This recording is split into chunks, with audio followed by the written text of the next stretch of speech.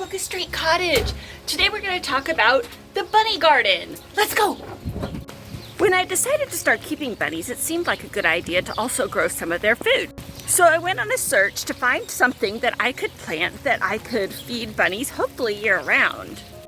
Eventually I realized that there was nothing on the market that was specifically for growing food for bunnies. You guys, it's totally raining out here and I'm getting wet, but look what I did. I moved the fence today. I was going to run the rabbits today with the chickens, and then it just started pouring at 3 p.m. Sorry, girlies. So nobody had a yard today, and these silly bunnies are out in the rain. Hello, you have a hutch. Why are you not out of the rain? Those cute baby bunnies. They're smarter than the mama. So anyways, I started doing research and I found, lists of things that said what rabbits' favorite foods are. Pockets, are you serious right now? Why are you out in the rain? What are you doing? Well, the plants in the greenhouse hardening off room are loving it. They were getting a little warm in here. So I said to myself, Self, you're going to have to make this on your own because this product doesn't exist yet.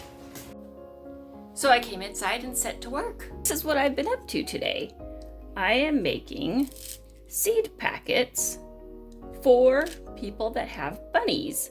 I have some seeds that I purchased in bulk, and I am just separating them into separate little envelopes that I will provide to other people. So I would like to give these away for free because I really want to see if what I read on the internet is correct. Do rabbits really love blend of herbs? I really need some testers. So I will be giving away packets of Bunny Garden Seed Blend.